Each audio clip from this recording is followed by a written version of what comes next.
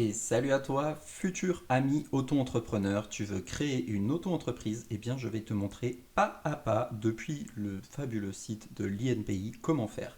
Alors, la seule chose que j'ai fait en amont de cette vidéo, c'est me loguer en utilisant France Connect Plus. Très important, France Connect Plus, puisque sans ça, vous ne pourrez pas signer votre formalité avec une signature conforme, notamment si vous avez besoin de faire des modifications, des suppressions ou des demandes de changement d'adresse. Donc là, on va vraiment se concentrer sur la création. Comment est-ce qu'on fait pour créer une micro-entreprise? Et donc, vous allez sur ce site, procédure-inpi.fr, vous vous loguez, comme je disais, avec France Connect. Si jamais vous ne connaissez pas ou vous ne voyez pas comment faire, n'hésitez pas à regarder les vidéos sur le sujet de France Connect. Ensuite, donc, vous allez cliquer sur déposer une formalité de création d'entreprise. Et là, bon, vous allez recliquer sur créer une entreprise. Alors, je vous préviens tout de suite que ça va pas être le seul troll qu'on va voir pendant cette vidéo. Le site globalement est pas ouf, il y a pas mal de choses qui pourraient être améliorées, mais on va vraiment essayer de se concentrer sur le fait de vous donner un maximum de valeur. Ce qui est sûr, c'est que le site change beaucoup. D'ailleurs, peut-être que je referai des vidéos plus tard, puisque tous les 2-3 mois, il y a des choses qui changent pas mal. Donc voilà. En tout cas, ils essayent de l'améliorer, même si globalement, là, le mieux que je puisse faire pour vous, c'est vous expliquer un petit peu tous les petits pièges à éviter. Donc, ce que vous voulez créer, croyez-le ou non, c'est une entreprise individuelle, parce que tant que vous n'avez pas sélectionné ça, vous ne pourrez pas dire ici que vous souhaitez le statut de micro-entrepreneur.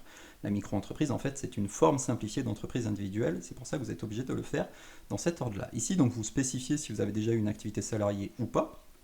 Ça ne va pas changer grand-chose, hein, ça leur permet juste de savoir, de récupérer éventuellement des informations et de savoir si vous avez par ailleurs une activité. Donc là, vous allez mettre le nom de votre brouillon. Alors c'est vraiment, vous pouvez mettre absolument n'importe quoi comme nom, hein. Ça vous permettra de le retrouver, notamment si vous avez plusieurs formalités après dans la recherche.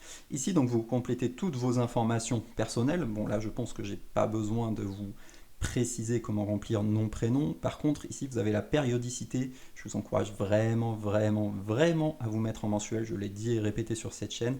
Mais vous avez aussi l'option de vous mettre en trimestriel. Donc ça, c'est pour savoir quand est-ce que vous allez payer l'URSSAF. Payez-le tous les mois, vraiment, c'est mieux, ça vous évitera des problèmes. Ici, vous pouvez donc remplir votre adresse. Ici, vous allez remplir vos informations de contact, email, téléphone. Ici, vous allez rentrer votre numéro de sécurité sociale et l'organisme d'assurance maladie. Alors, 99,9% des cas, ici, vous allez sélectionner le régime général, à moins éventuellement que vous soyez à la MSA, donc que vous soyez agriculteur par ailleurs. Mais voilà, la plupart du temps, vous êtes plutôt au régime général. Vous devez préciser ici si jamais vous avez eu une activité antérieure. Il faut savoir que si vous avez déjà eu une micro-entreprise ou même une autre forme d'entreprise, vous devez le préciser ici. Et quand vous le rentrez, il vous demande donc quelle activité c'était, la date de fin, et automatiquement, ils vont récupérer aussi le SIRET de cette activité. Si vous ne le faites pas, ne croyez pas qu'ils ne vont pas le détecter, puisqu'en fait, avec votre numéro de sécurité sociale, ils vont automatiquement voir que vous aviez déjà une entreprise, et donc ils vont vous forcer à le compléter. Donc autant leur préciser directement ici, si c'est le cas. Ici, vous devez expliquer si vous avez déjà formulé une demande d'ACRE auprès de l'URSSAF ou pas. Il faut bien comprendre que quand vous voulez faire votre demande d'ACRE, alors si vous ne savez pas ce que c'est l'ACRE, je vous invite aussi soit à prendre un accompagnement avec Super Indep pour qu'on puisse vous expliquer tout ça, soit à regarder sur notre chaîne les vidéos qui parlent de ça. Mais en gros, pour l'avoir ici, il suffit d'envoyer la demande à l'URSSAF en même temps qu'on fait la création de sa micro-entreprise. Ici, vous devez préciser donc, si vous avez une activité simultanée, donc notamment, comme on disait, si vous êtes également salarié, ou il peut y avoir d'autres choses, hein, vous pouvez être retraité, vous pouvez être salarié agricole, etc., etc. Une fois que vous avez validé tout ça, vous pouvez passer à l'étape suivante. Alors évidemment, là, il ne me laisse pas passer à l'étape suivante parce que j'ai tout un tas de choses à valider, mais en fait, dans le menu de gauche, je peux quand même passer à l'étape suivante. Donc ici, au niveau de l'entreprise, il va me demander si j'ai souhaite ou non domicilier mon entreprise. Le principe de la domiciliation, en fait, c'est d'utiliser une autre entreprise pour domicilier votre adresse, votre entreprise. Ça n'a pas énormément d'intérêt, mais ça peut avoir un intérêt des fois quand on veut économiser de la CFE ou si vraiment on veut absolument pas que son adresse apparaisse en ligne, notamment dans les annuaires d'entreprise. Mais il faut savoir que ça a un coût qui est vraiment non négligeable. C'est pour ça que je dis qu'en général, ça a assez peu d'intérêt. Ici, on vous demande si vous avez un contrat d'appui. Honnêtement, c'est très rarement un sujet pour les auto-entrepreneurs. Si vraiment vous ne savez pas ce que c'est, que vous pensez que ça peut vous concerner, n'hésitez pas à regarder les vidéos sur le sujet ou à contacter Super Indep également. Ici, vous pouvez lister les personnes qui peuvent engager votre établissement. Bon là, encore une fois, pas trop de raison normalement d'avoir d'autres personnes que vous en tant que représentant de votre entreprise. Ici, vous pouvez, si vous le souhaitez, renoncer à l'insaisissabilité de votre résidence principale. Donc ça, c'est des questions qu'on a souvent. On nous dit, bah, en micro-entreprise, est-ce que je peux perdre ma maison si jamais j'arrive pas à faire marcher mon business? La réponse est non. Non et non. Depuis 2022, il n'y a plus de soucis. Le patrimoine pro est automatiquement séparé du patrimoine perso. Donc, inutile de se poser la question, par défaut, on ne peut pas saisir vos biens si vous faites faillite, en gros. Sauf que vous avez la possibilité, si vous le souhaitez, de renoncer à cette insaisissabilité. Évidemment, je ne vous recommande pas de le faire, mais il y a un cas où on peut souhaiter le faire, c'est parfois pour obtenir des prêts plus importants au niveau des banques. Elles peuvent demander justement à ce que vos résidences soient saisissables, et du coup, en fait, c'est vos biens personnels qui vont servir de caution. Évidemment, je ne vous encourage pas à faire ça, mais c'est la seule raison pour laquelle on vous laisse ici, éventuellement, choisir l'option de saisissabilité de votre résidence principale. Ça peut être la résidence principale ou d'autres résidences d'ailleurs. Ensuite, on passe enfin à une partie un peu plus intéressante. Vous allez décrire et créer votre établissement. Vous pouvez éventuellement donner un nom commercial. Alors attention, je précise que ce nom commercial n'a aucune valeur juridique, même si vous êtes sur le site de l'INPI. Ici, on n'est pas en train de parler d'un dépôt de marque. C'est juste un nom commercial qui sera utilisé dans les courriers. Là encore, souvent, je précise que ça a en fait assez peu d'intérêt, parce que c'est juste pour savoir si l'URSSAF va vous désigner par un nom commercial. En général, on s'en fiche. À la limite, si vous avez un nom commercial, ça peut être intéressant pour vos clients, mais que l'URSSAF vous appelle par votre nom commercial, ça n'a pas un très grand intérêt. Mais si vous y tenez, c'est possible, et il suffit de le préciser ici. Vous devez ici préciser l'adresse de l'établissement, qui n'est pas nécessairement l'adresse de chez vous, et donc vous pouvez rentrer cette adresse, ça peut être la même ou pas. Vous devez préciser si vous avez des effectifs salariés. Bon, si vous êtes en micro-entreprise, normalement vous répondez non, sinon je ne peux que vous recommander de ne pas être en auto-entreprise. Et voilà, si vous employez déjà vos premiers salariés, bref, ça c'est un truc, on se demande pourquoi ils le font remplir aux auto-entrepreneurs, mais c'est pas grave. Ensuite, vous allez rentrer votre activité, ou vos activités d'ailleurs, parce que vous pouvez en avoir plusieurs. Mais il en faut toujours une qui est principale. Donc vous devez définir celle qui est principale, vous devez mettre bien sûr la date de début d'activité, préciser si c'est une activité permanente ou saisonnière, ou si elle est ambulante, voilà, pour ceux qui ont une activité ambulante. Ici, vous allez mettre la description détaillée, et vous allez choisir la catégorisation qui correspond à votre activité. Alors par exemple, je ne sais pas, si vous êtes dev informatique, et votre activité, ça va être activité de service, de gestion financière, et on va pouvoir aller par exemple dans tout ce qui est conseil pour les affaires et autres conseils de gestion. Donc ça, c'est quelque chose qui se fait beaucoup, d'aller dans le conseil pour les affaires et autres conseils de gestion, parce que c'est une activité qui est assez permissive quand on est dans le conseil, ce qui est souvent le cas quand on est en micro-entreprise. Et ici, en fait, on va pouvoir choisir une forme commerciale ou libérale. Alors là encore, je vous renvoie à nos autres vidéos si vous ne connaissez pas la différence entre les deux.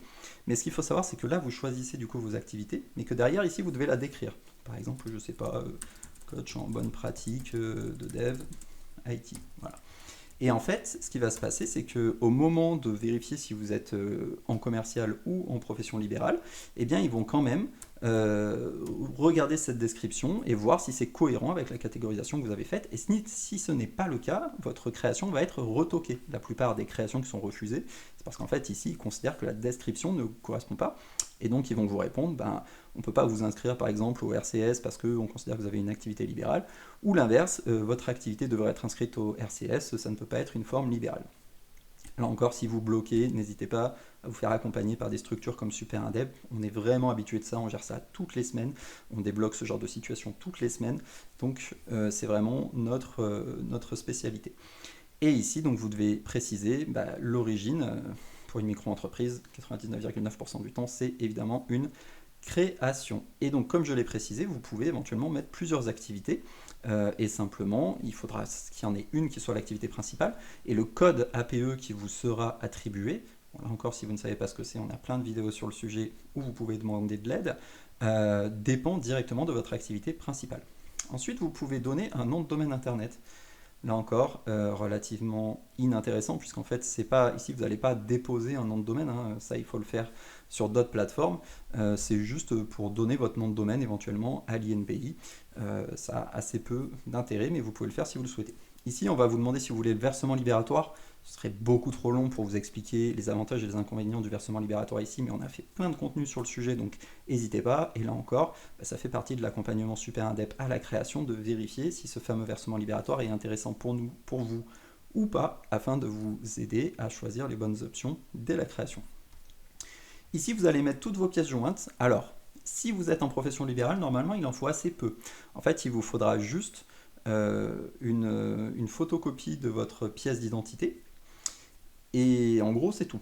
Mais si vous voulez domicilier votre entreprise, là, il faudra aussi le cabis de la société dans laquelle vous êtes, vous voulez vous faire domicilier. Et puis, si jamais vous renoncez à votre protection du patrimoine personnel, il faudra aussi mettre un document spécifique ici. Et enfin, donc, si vous passez par un mandataire comme SuperIndep pour faire votre création, dans ce cas-là, nous on rajoute des documents ici donc pour prouver qu'on est mandataire, qu'on a bien le mandat pour faire les créations, etc. En revanche, si vous êtes commerçant ou artisan, on peut vous demander beaucoup plus de pièces. Et là, après, ça dépend de votre activité. Par exemple, il y a des activités où vous devez justifier d'une expérience professionnelle avec des diplômes. Dans ce cas-là, on va aussi vous les réclamer ici.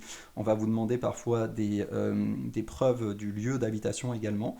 Voilà, donc ça va vraiment dépendre après de votre activité. Ensuite, ici, dans les observations, vous pouvez rajouter éventuellement une observation, notamment si vous n'êtes peut-être pas sûr, ou là, si vous avez des questions à leur poser. Alors, en toute transparence, j'ai l'impression que tout le monde ne voit pas ce qu'il y a dans cette case, mais enfin, vous pouvez toujours tenter. Ici, vous pouvez éventuellement demander à ne pas apparaître au répertoire sirène de façon publique. Mais ça, vraiment, je ne vous le recommande pas, parce qu'en fait, c'est assez pratique d'apparaître sur des annuaires. Donc, par exemple, annuaire entreprise, aujourd'hui, en fait, vous pouvez trouver n'importe quelle entreprise. Vous savez taper ici un nom ou un siret et vous allez trouver l'entreprise. Et en fait, c'est extrêmement pratique parce que vous avez tout un tas de services qui se basent là-dessus pour vous fournir des attestations. Par exemple, si vous demandez une attestation siret à l'INSEE, ils vont pouvoir vous la fournir automatiquement si vous êtes en public, alors que si vous êtes en privé, il va falloir prouver votre identité pour qu'ils vous la donnent. Ici, il vous propose de partager vos données à des fins de prospection. Bon, je vous recommande plutôt de mettre non, mais si vous adorez la pub, pourquoi pas mettre oui.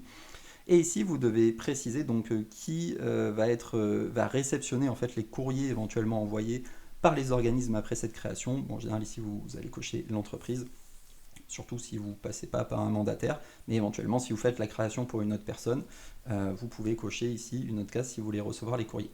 Ici, vous devez préciser votre adresse de correspondance. Alors, j'en profite du coup pour dire qu'en fait, il y a 3 adresses que vous remplissez. Il y a votre adresse personnelle, que vous devez forcément remplir. Il y a l'adresse de votre établissement, là où votre activité a lieu, et il y a votre adresse de correspondance, là où vous voulez recevoir votre courrier. Les 3 peuvent être différentes, les 3 peuvent être les mêmes, peu importe, mais en tout cas, vous devez bien préciser les 3.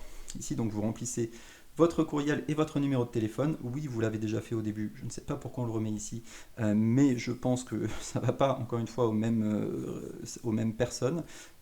Ici, visiblement, c'est pour tout ce qui est chambre consulaire. Donc, dans tous les cas, je vous conseille de le remettre. Enfin, vous allez pouvoir faire étape suivante. Alors là, évidemment, je ne vais pas pouvoir le faire puisque je n'ai pas tout rempli. Mais si j'avais tout rempli, il me laisserait passer à l'étape suivante. Et du coup, je pourrais valider mon dossier et ensuite bien signer ma formalité. Attention, une fois que vous avez cliqué sur valider, c'est pas terminé. Il faudra bien également cliquer sur signer et éventuellement signer directement avec France Connect Plus si vous êtes sur une formalité notamment de modification ou de suppression. Et une fois que vous avez fait ça, eh bien, le dossier part.